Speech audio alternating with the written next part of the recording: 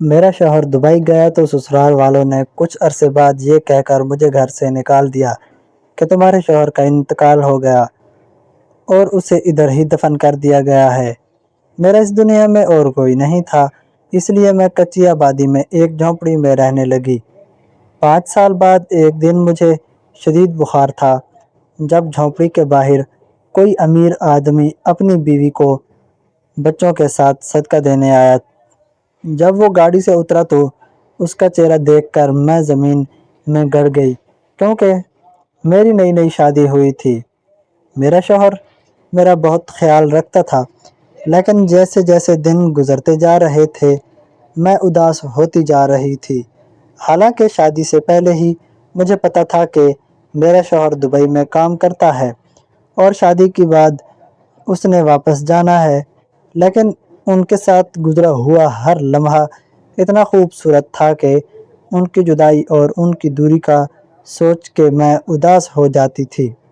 لیکن وہ ہر وقت مجھے تسلی دیتے رہتے تھے کہ تم پریشان مت ہو، میں ہر روز تم سے فون پہ بات کروں گا، جیسے مجھے چھٹی ملے گی میں بیچ میں تم سے ملنے آیا کروں گا یا پھر تمہارے کاغذات بنوا کر تمہیں اپنے پاس بلا لوں گا۔ دیکھتے ہی دیکھتے وہ دن بھی آ گیا جس دن میرا شوہر مجھے روتا دھوتا چھوڑ کر دبئی چلا گیا۔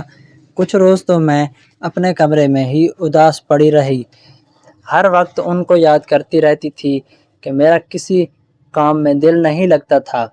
لیکن میری ساس نے جب شور ڈالا کہ جب سے شوہر گیا تو کمرے سے باہر ہی نہیں نکلی، کب تک دلہن بن کے رہے گی، گھر کے کسی کام کو ہاتھ نہیں لگاتی، سارا دن کمرے میں بند رہتی ہے، تب مجھے احساس ہوا اور میں کمرے سے باہر نکلی، کیونکہ واقعی مجھے اب اسی گھر میں دل لگانا تھا۔ میں نے سارے گھر کی ذمہ داری اٹھا لی۔ وقت تیزی سے گزر رہا تھا، میں خود کو مصروف رکھتی تھی، ورنہ مجھے تنہائی کا احساس ہوتا تھا، کیونکہ میری ساس اور نندیں مجھ سے خاص بات چیت کرنا پسند نہیں کرتی تھیں، بس اس لیے دیے انداز میں رہتی تھیں۔ میرا شوہر دبئی گیا تو میں نے سوچا تھا کہ بس چند سال کی بات ہے، پھر ہماری زندگی سنور جائے گی، مگر مجھے کیا معلوم تھا کہ انہی چند سالوں میں میری پوری دنیا اجڑ جائے گی۔ شروع کے کچھ مہینے وہ باقاعدگی سے فون کرتا رہا، میں سارا دن اس کے فون کا انتظار کرتی، جیسے ہی گھنٹی بجتی میرا دل خوشی سے بھر جاتا۔ امجد نے مجھ سے کہا کہ اب تمہارے دور ہی مجھ سے بھی برداشت نہیں ہوتی، میں ابا کو پیسے بھیجوں گا، وہ تمہارے کاغذات بنوائے گا۔ یہ سن کر میں بہت زیادہ خوش ہو گئی، مگر آہستہ آہستہ سسرال والوں کا رویہ بدلنے لگا۔ ساس بات بات پر غصہ کرنے لگیں، نندیں طنز کرتی تھیں، میں خاموش رہتی۔ میرے ماں باپ پہلے ہی اس دنیا میں نہیں تھے، نہ کوئی بھائی نہ بہن تھا، اس گھر کے سوا میرا کوئی ٹھکانہ نہیں تھا۔ میں صبح سے رات تک کام کرتی، پھر بھی باتیں سننا پڑتی تھیں، مگر میں امجد سے فون پر ان باتوں کا ذکر نہیں کرتی تھی، کیونکہ وہ پردیس میں بیٹھے تھے اور ہر گھر میں ایسے مسئلے مسائل ہوتے رہتے ہیں، خواہ مخواہ میں ان کو پریشان نہیں کرنا چاہتی تھی۔ پھر ایک دن سب کچھ ختم ہو گیا، میری ساس، سسر، نندیں سب ایک کمرے میں جمع تھیں۔ جب انہوں نے مجھے اس کمرے میں بلایا تو مجھے نہ جانے کیوں بہت خوف محسوس ہو رہا تھا، کیونکہ آج کل ان کی تیور صحیح نہیں لگتے تھے۔ مجھے کمرے میں بلا کر بتایا گیا کہ تمہارے شوہر کا دبئی میں انتقال ہو گیا ہے اور اسے وہیں دفن کر دیا گیا ہے۔ یہ بات سن کر میں سکتے میں آ گئی، مجھ سے کچھ بولا نہیں جا رہا تھا۔ ایسا کیسا ہو سکتا ہے؟ ابھی کل رات ہی تو انہوں نے مجھے فون پر بات کی تھی، اور اپنے سسرال والوں کے سردرد رویے دیکھ کر مجھے ایسا لگ رہا تھا جیسے وہ لوگ مجھ سے غلط بیانی کر رہے ہوں، کیونکہ وہ اتنے آرام سے اپنے جوان بیٹے کی موت کا بتا رہے تھے، جیسے کسی انجان شخص کا ذکر کر رہی ہوں۔ نہ ان کے چہرے پر کوئی دکھ کے آثار تھے، نہیں ان کی آنکھوں میں آنسو تھے۔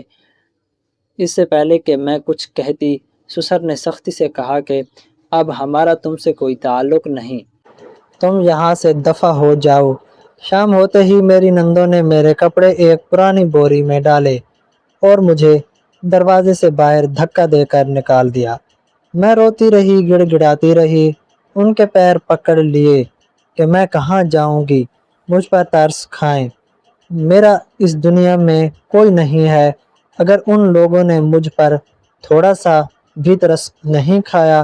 میں سڑک پر کھڑی تھی، ہاتھ میں بوری تھی، آنکھوں میں آنسو تھے اور دل میں ایسا خلا جیسے سب کچھ خالی ہو گیا ہو۔ رات ہونے لگی تو مجھے سمجھ نہیں آ رہا تھا کہ کہاں جاؤں۔ میں ایک بس سٹاپ کے بینچ پر بیٹھ گئی۔ لوگ آتے جاتے مجھے عجیب نظروں سے دیکھ رہے تھے۔ سردی بھی تھی، میرے پاس چادر بھی نہیں تھی۔ میں نے اپنے دوپٹے کو جسم کے گرد لپیٹ لیا اور ساری رات جاگتی رہی۔ مجھے ایک ساتھ دو صدمے لگے تھے، شوہر کی اچانک موت اور گھر سے نکال لے جانے کا غم تھا مجھے۔ تو اپنے شوہر کی موت پر ڈنگ سے رونے بھی نہیں دیا گیا تھا اور میرے ہاتھ میں بوری پکڑا کر گھر سے نکال دیا۔ میرے سسرال والے اتنے بے حس تھے، مجھے آج صحیح معنوں میں پتہ چلا تھا۔ اگلے چند دن میری زندگی کے سب سے مشکل دن تھے۔ کبھی کسی مسجد کے باہر بیٹھ جاتی کہ شاید کوئی کھانا دے دے، کبھی کسی دکان کے سامنے پانی مانگ لیتی، پیٹ میں ایسے مروڑ اٹھتے کہ لگتا ابھی جان نکل جائے گی۔ ایک دن تو بھوک سے میری آنکھوں کے آگے اندھیرا چھا گیا اور میں سڑک کنارے بیٹھ گئی۔ اس وقت پہلی بار دل میں آیا کہ کاش میں بھی مر جاتی۔ پھر ایک بوڑھی عورت ملی جس نے پوچھا کہاں سے آئی ہو؟ میں نے بس اتنا کہا کہ میرا کوئی نہیں ہے۔ وہ مجھے اپنے ساتھ شہر کے کنارے پر بنی کچی آبادی میں لے گئی۔ وہاں جا کر میں نے دیکھا کہ مٹی کی دیواروں اور ٹین کی چھتوں والی چھوٹی چھوٹی جھونپڑیاں بنی ہوئی ہیں۔ گندے پانی کی نالیاں کھلی پڑی تھیں، بچے ننگے پاؤں دوڑ رہے تھے اور ہر طرف غربت بکھری ہوئی تھی۔ مگر اس وقت وہی جگہ مجھے جنت جیسی لگی، کیونکہ کم از کم وہاں سر چھپانے کی جگہ تو مل سکتی تھی۔ میں اس بوڑھی عورت کے ساتھ رہنے لگی۔ اس عورت نے مجھے اس شرارت پر رکھا تھا کہ میں محنت مزدوری یا بھیک مانگ کر جو پیسے کماؤں گی، اس عورت کو بھی کچھ پیسے دوں گی۔ اس جھونپڑی کی چھت جگہ جگہ سے ٹپکتی تھی، بارش آتی تو اندر بھی پانی بھر جاتا۔ سردیوں میں ہوا سیدھی اندر آتی تھی اور گرمیوں میں ٹین کی چھت آگ بن جاتی تھی۔ مگر میں نے اسی کو اپنا گھر بنا لیا۔ شروع میں تو میں رات کو سوتی تھی، ڈر لگتا تھا۔ دروازہ صرف ایک پرانا کپڑا لٹکتا تھا، کوئی بھی اندر آ سکتا تھا۔ ہر آہٹ پر میری آنکھ کھل جاتی تھی، مگر آہستہ آہستہ ان سب کی عادی ہو گئی۔ یہاں پر سب گھر ایک جیسے تھے۔ صبح اٹھتے ہی سب لوگوں کام پر نکل جاتے، بچے بھیک مانگنے چلے جاتے یا کچرا چنتے تھے، اور جیسے شام ڈھلتی سب لوگ اپنے گھر واپس آ جاتے تھے۔ میں نے لوگوں کے گھروں میں کام ڈھونڈنا شروع کیا۔ کچھ لوگوں نے ترس کھا کر برتن دھلوانے شروع کر دیے۔ صبح سویرے پانی بھر کر لاتی، پھر کام پر جاتی، شام کو تھکی ہاری لوٹتی۔ کئی بار ایسا ہوا کہ مزدوری نہیں ملی تو خالی پیٹ سونا پڑا۔ میں اپنے ہاتھوں کو دیکھتی جو پہلے نرم تھے اب کھردرے ہو چکے تھے۔ دیکھتے ہی دیکھتے 5 سال گزر گئے۔ میں نے ایسی کو نصیب سمجھ کر خاموشی اختیار کر لی تھی۔ ایک روز مجھے تیز بخار ہو گیا، جسم کانپ رہا تھا، سر پھٹ رہا تھا اور آنکھیں جل رہی تھیں۔ اس دن میں کام پر بھی نہیں جا سکی۔ سارا دن جھونپڑی کے باہر بوسیدہ چارپائی پر لیٹی رہی۔ نہ دوائی تھی، نہ کوئی تیمارداری کرنے والا تھا۔ میں آسمانی کی طرف دیکھ کر بس یہی کہا کہ اگر زندگی یہی ہے تو اب مجھے اٹھا لے، میں اب تھک گئی ہوں۔ تبھی گاڑی کی آواز آئی۔ ہماری بستی میں ایسی گاڑی کبھی کبھار آتی تھی۔ میں نے گاڑی مشکل سے آنکھیں کھولیں۔ ایک بڑی صاف ستھری گاڑی رکی تھی، بچے اس کے گرد جمع ہونے لگے۔ اس میں سے ایک امیر آدمی اترا، اس کے ساتھ ایک عورت بھی تھی۔ دونوں کے ہاتھوں میں تھیلے تھے، شاید صدقہ دینے آئے تھے۔ وہ کھانے پینے کی چیزیں سب میں تقسیم کرتے ہوئے آہستہ آہستہ میری جھونپڑی کے سامنے آ کر رکے۔ میں نیم بے ہوشی میں تھی، مگر جیسے ہی اس آدمی نے میری طرف دیکھا میرے دل نے دھڑکنا تیز کر دیا۔ میں نے غور سے اس کا چہرہ دیکھا اور میرا سانس رک گیا۔ وہ میرا شوہر تھا، وہی آنکھیں، وہی پیشانی۔ مجھے لگ رہا تھا شاید بخار میرے دماغ پر چڑھ گیا تھا، اس وجہ سے مجھے اپنا شوہر نظر آ رہا تھا، حالانکہ اسے مرے ہوئے تو 5 سال گزر گئے تھے۔ لیکن یہ کوئی خواب نہیں تھا، یہ حقیقت تھی۔ امجد مجھے اس حال میں دیکھ کر زاروں کی طرح رونے لگا۔ میں نے نقاہت زدہ آواز میں کہا، آپ کے گھر والوں نے کہا آپ فوت ہو گئے، اور مجھے گھر سے نکال دیا۔ اس سے زیادہ مجھ سے کچھ بولا نہیں گیا۔ امجد نے گہری سانس لی اور بولنا شروع کیا۔ میرے گھر والوں کا میرے پاس فون آیا تھا۔ انہوں نے کہا تم مر گئی ہو اور تمہیں دفن کر دیا گیا کیونکہ تمہاری حالت بہت خراب تھی۔ میں اس وقت ٹوٹ گیا تھا۔ میں واپس آنا چاہتا تھا تو امی ابو نے روک دیا کہ اب آنے کی کوئی فائدہ نہیں۔ میں 2 سال تک تمہاری یاد میں روتا، حکام میں دل نہیں لگتا تھا، اور ہم دونوں زندہ تھے مگر ایک دوسرے کے لیے مر چکے تھے۔ امی ابو مجھے فون پر روز کہتے تھے کہ زندگی کسی کے لیے نہیں رکتی، صبر کرو، حوصلے سے کام لو، کہتے ہیں وقت مرہم ہے۔ 2 سال ایسے گزر گئے، تب مجھے مریم نے سہارا دیا۔ یہ بھی اکیلی تھی، اس کا شوہر مر چکا تھا، کوئی سہارا نہیں تھا۔ میں نے اس سے صاف کہا تھا کہ میں دل سے اپنی پہلی بیوی کو نکال نہیں سکتا۔ اس نے کہا کہ اسے بھی صرف عزت اور سہارا چاہیے۔ ہم نے سادگی سے نکاح کر لیا۔ میں نے اس کی بیوی کی طرف دیکھا، وہ میری ہی عمر کی خاتون تھی، اسے حجاب پہنا ہوا تھا۔ تب اس کی بیوی نے آہستہ سے کہا، میں جانتی تھی کہ ان کی پہلی شادی ہو چکی تھی، مگر انہوں نے یہی بتایا تھا کہ بیوی فوت ہو چکی ہے۔ میں بس ان کا دکھ بانٹنا چاہتی تھی۔ میں نے پہلی بار اس عورت کو غور سے دیکھا، اس کی آنکھوں میں سچائی تھی، مجھے اسے حسد نہیں ہوا۔ امجد کہنے لگا، اگر مجھے ذرا سا بھی شک ہوتا کہ تم زندہ ہو تو میں زمین آسمان ایک کر دیتا۔ مجھے نہیں معلوم تھا کہ انہوں نے تمہیں گھر سے نکال دیا، میں ان سب سے حساب لوں گا۔ میں نے امجد کو پہلی بار اتنا غصے میں دیکھا۔ امجد اور اس کی بیوی نے مجھے سہارا دیا، مجھے ڈاکٹر کے پاس لے گئے اور ہاسپٹل سے ہم سیدھا گھر پہنچے۔ دروازہ کھلا تو ساس اور سسر کے چہرے کا رنگ اڑ گیا۔ انہوں نے مجھے دیکھتے ہی جیسے کوئی بھوت دیکھ لیا ہو۔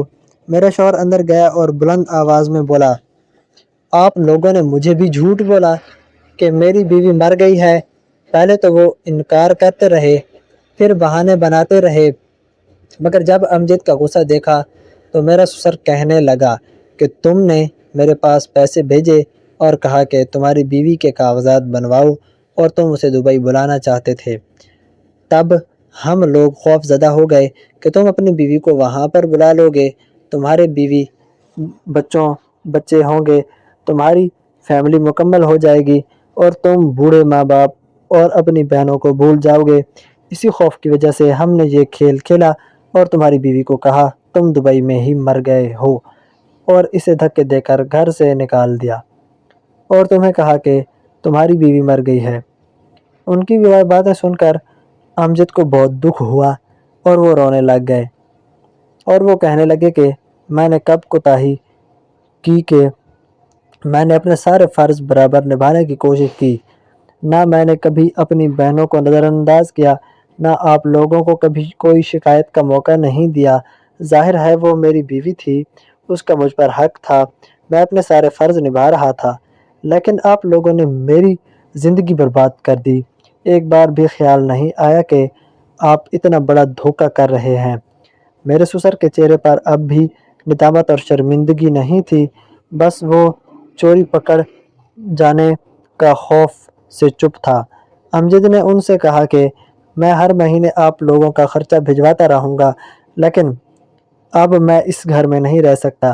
میں اپنی دونوں بیویوں کو لے کر الگ میں رہوں گا، کیونکہ جو ماں باپ اپنے بچوں کی زندگی کے ساتھ کھیلتے ہیں ان سے کوئی بعید نہیں کہ وہ دوبارہ سے کوئی سازش نہ کریں۔ میری ساس امجد کو روکتی رہی، لیکن امجد اپنے فیصلے پر قائم تھے۔ انہوں نے کرائے پر ایک اور گھر میں لے لیا جس میں اپنی سوتن کے ساتھ رہتے، لیکن میری سوتن مریم بہت اچھی سلجھی ہوئی پڑھی لکھی لڑکی تھی۔ اس نے میرا بہت خیال رکھا، وقت پر مجھے دوائی دیتی، کھانے پینے کی چیزیں دیتی رہتی تھی۔ اس وجہ سے میری صحت بھی مہینے کے اندر کافی بہتر ہو گئی۔ ہم تینوں ہنسی خوشی اس گھر میں رہنے لگے، کیونکہ زندگی نے ہمیں بھی پہلی بہت دکھ دیتے تھے، اور سال کے اندر اللہ تعالیٰ نے مجھے اولاد کی نعمت سے نوازا۔ مریم اس کا بہت زیادہ خیال رکھتی ہے، اسے اپنی اولاد کی طرح سمجھتی ہے۔ بس زندگی سے میں نے یہ سبق سیکھا کہ والدین اپنے بچوں کے معاملے میں ہمیشہ خود غرض بن جاتے ہیں، اور اس خود غرضی میں یہ نہیں سوچتے کہ سب سے زیادہ متاثر ان کی اولاد ہوتی ہے۔ کہانی اچھی لگی ہو تو ویڈیو کو لائک اور چینل کو سبسکرائب کریں۔ اللہ حافظ۔